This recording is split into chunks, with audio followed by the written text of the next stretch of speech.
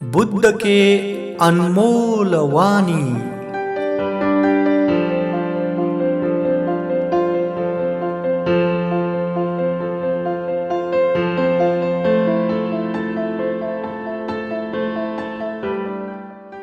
दोस्तों, आज हम प्रस्तुत करेंगे तथागत बुद्ध के पुष्प संबंधी 5 अनमोल वाणी।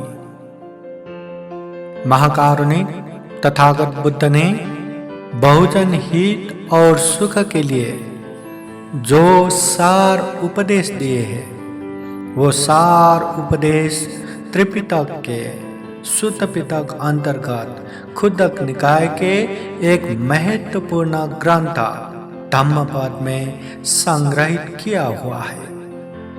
धम्मपद के 26 वर्गों में चौथा वर्ग पुप्फ वर्ग है।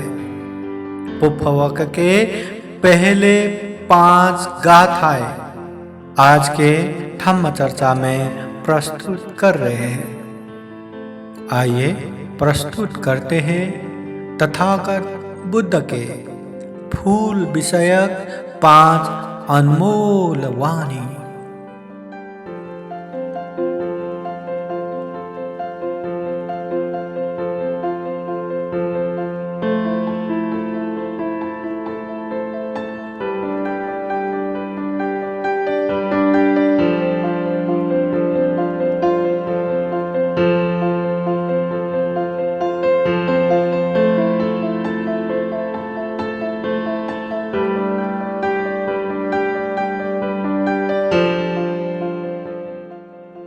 महाकारुणिक महामानव तथागत बुद्ध अर्थ है आर्य सत्य ज्ञान लाभी है, विद्या और आचरण से युक्त है। वो जो बोलते हैं वही करते हैं और जो करते हैं वही बोलते हैं। सुंदर गति रूपी निर्वाण में पहुंचे हुए हैं। लोक के ज्ञाता है, सर्वज्ञ है। अज्ञानी लोगों को सही रास्ते पर लाने वाले अद्वितीय सारथी समान है। देव और मनुष्यों के शास्ता या गुरु है। स्वयं बोध होके दूसरों को बोध कराने वाले बुद्ध है। सभी सर्वोत्तम ऐश्वर्यों से युक्त और सभी क्लेशों से मुक्त वो भगवान है। महाकारुणिक तथागत भगवान बुद्ध के अनंत अनंत गुण धम्म है।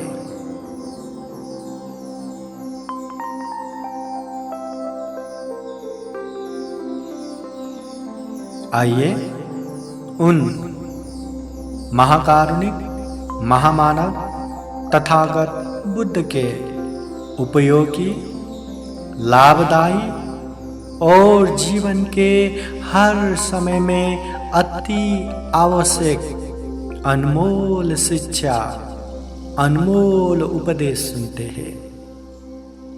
तथागत बुद्ध के अनमोल वाणी।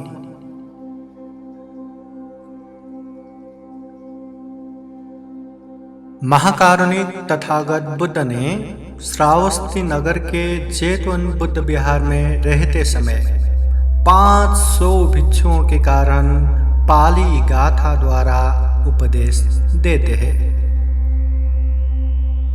प्रश्न और उत्तर के माध्यम द्वारा 2 गाथाओं में ये जो उपदेश दिए हैं, धम्मपद ग्रंथ के 26 वर्गों में चौथा पुप्फ वर्ग के प्रथम और द्वितीय पाली गाथा के रूप में आया हुआ है। तथागत बुद्ध के वो अनमोल वाणी इस तरह आया है।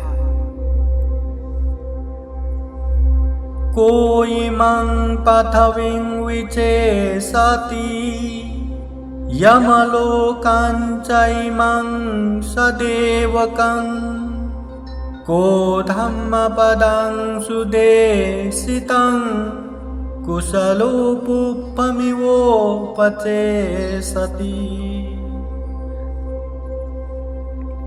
कौन है जो इस पृथ्वी और देवताओं सहित इस यमलोक को साक्षात्कार कर लेगा?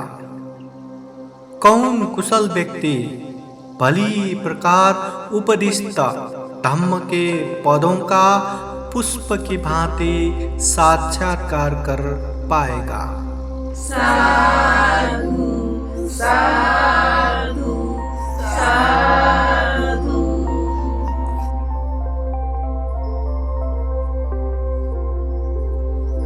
Seiko पथविं विचेषति यमलोकाञ्चैमं सदेवकं Seiko धम्मपदं सुदेशितं कुशलोपुप्पमिवोपचेषति।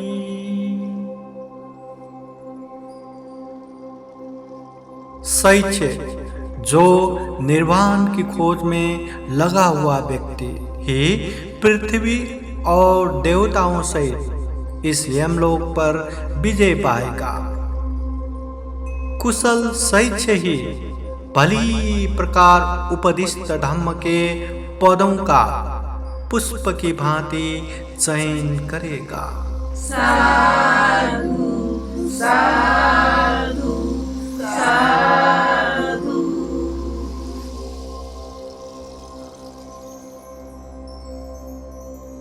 महाकारुणिक तथागत बुद्ध ने श्रावस्ती नगर के जेतवन बुद्ध विहार में रहते समय मरीचि कर्म स्थानिक स्थविर के कारण पाली गाथा द्वारा विशेष उपदेश दिए हैं। वो विशेष उपदेश तथागत बुद्ध के अनमोल वाणी धम्मपद के 46वां गाथा के रूप में इस तरह आया हुआ है। फेनूपमं कायमिमं विदित्वा मरीचि धम्मं अभिसम्बुधानो छेत्वानमारस्य पपुप्फकानि अदर्शनं मच्चुराजस्य गच्छे।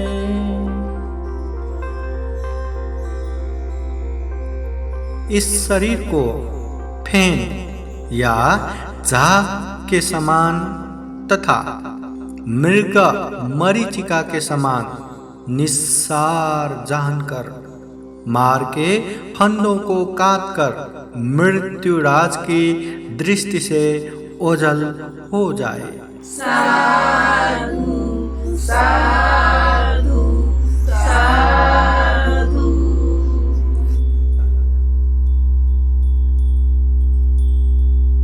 महाकारुणिक तथागत बुद्ध ने विदु दब के कारण श्रावस्ती नगर के जेतवन बुद्ध विहार में रहते समय पाली गाथा द्वारा विशेष उपदेश देते हैं। वो उपदेश तथागत बुद्ध के अनमोल वाणी धम्मपद के पुप्पवक में इस तरह आया हुआ है। पुप्पानि हेव वचीनन्तं व्यासत्तमनसं नरं सुतङ्गामं मोहोघो मच्चुआदाय गच्छति। काम भोग रूपी पुष्पों का चुनने वाले आसक्तियों में डूबे हुए मनुष्य को मृत्यु उसी प्रकार पकड़ ले जाती है जिस प्रकार की सोए हुए गांव को नदी की बड़ी बाढ़ बहा ले जाती है। साधु साधु साधु।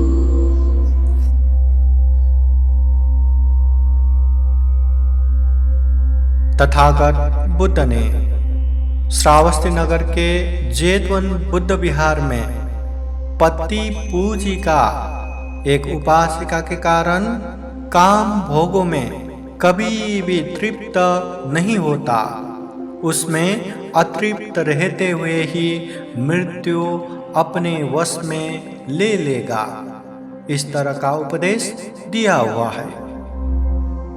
तथागत बुद्ध के वो अनमोल उपदेश पाली गाथा इस तरह धम्मपद ग्रंथ में आया हुआ है। पुप्पानि हेव पचीनन्तं व्यासत्तमनसं नरं अतीतं चैव कामेषु अंतको कुरुते वसन्।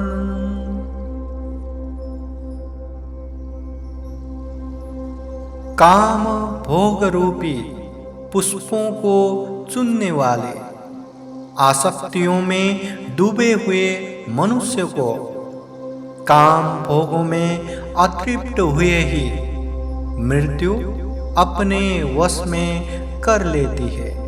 साधु साधु साधु। बुद्धं नमामि, बुद्ध को नमन करता हूँ। धम्मं नमामि, धम्म को नमन करता हूँ। संघं नमामि, संघ को नमन करता हूँ।